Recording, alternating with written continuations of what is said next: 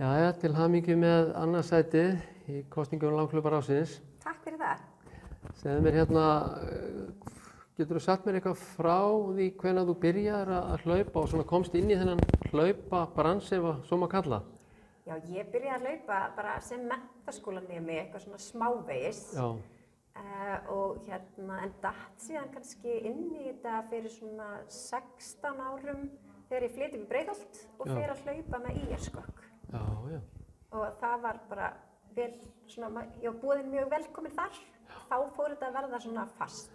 Þannig að þú ert búin að vera bara lengi í þessu í rauninni. Já, ég held að ég sé ótrúlega heppin að vegna þess að ég hafði engan áhuga á lengri keppnum til að byrja með. Þannig ég hljópi mörg ár bara til að hafa gaman og líða betur. Já. Og þá var ég komin með svolítið svona góðan grunn þegar ég fór að hafa áhuga á því að taka lengri keppnir. Já, frábært. Nú hefur svona verið að hlaupa undanfarið í þessum stóru utanvegarhlaupum og þú varst að taka vannst þarna hengil 160 km. Hvernig var það í rauninni? Hefurðu hlaupið eitthvað svipað í áður? 100 km eða eitthvað svoleiðis eða? Já, 2019 þá hljóp ég 100 km í henglinum einmitt. Já. Þannig ég er búin að hlaupa þennan hengil töluvert mikið og finnst það frábært, finnst þetta æðislegt hlaup. En nú er þetta eru 26 og eitthvað klukkutíma sko. Þú veist bara, þarftu ekki að hafa hausinn í lagi. Hvernig er eiginlega að hlaupa svona hrikalega löng hlaup? Í brekkum og... Þessi tvö hlaup sem ég var að hlaupa í henglinum hef ég hlaupið í ofsalega góðum félagsskap. Já. Og það er svo skemmtilegt og þegar maður er að hlaupa svona löng hlaup þá getur maður líka að spjalla.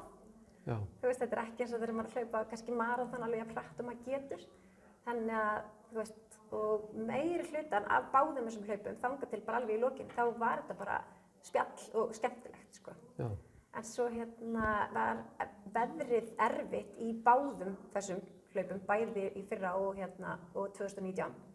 Þannig að, og það svona setti sérstaklega strik í síðasta hringinn þegar ég þurfti að fara upp á Vörðuskeggja í síðasta skiptið. Já. Þá þurfti ég að vera rosalega sterk því að mér voru alveg svakalega kalt.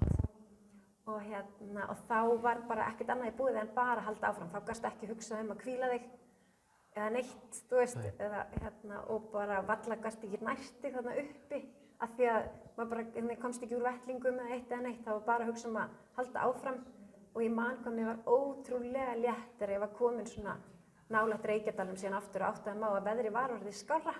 Já. Og mér var bara að líða betur. Já, en segðu mér, hvernig er árið í ár? Ertu komið með einhver plön, einhver hlaup sem þú ert búin að skipuleggja að taka þátt í eða? Já, eins og staðan er núna, þá er ég mjög spennt fyrir hlaupasumrinu, ég ætla að taka þátt í fullt af utanlandshlaupum og ég hlakka til að taka þátt í ESI Ultra. Svo er ég skráð í bæði Dýrfjallahlaupið og Laugaveginn sem er náttúrulega mjög kjánalegt því að það er alltaf stutt á milli. En ég lærði það síðasta sumar að ég get tekið þátt í hlaupum líka bara til að hafa gaman og njóta þess, ekki til þess að hlaupa því að hratt og ég geti að reyna að keppa. Og ég gerir ráð fyrir að Dýrfjallahlaupið og Laugavegurinn verði þannig hlaup. Já. Það sem maður getur notið þess að vera með. Já. Þannig að fókusinu þér er núna utanvegarhlaup. Já.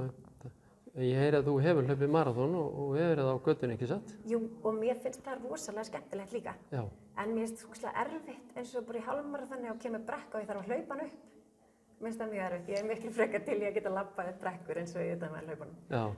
Þannig að þú hiklaust mælir með utanvegarhlaupunum fyrir svona fólk sem vill njóta og hafa gaman og... Algjörlega. Já, það gefur ákveðin tækifæri til þess að það er öðruvísi nálgun í keppninni sjálfri. Já.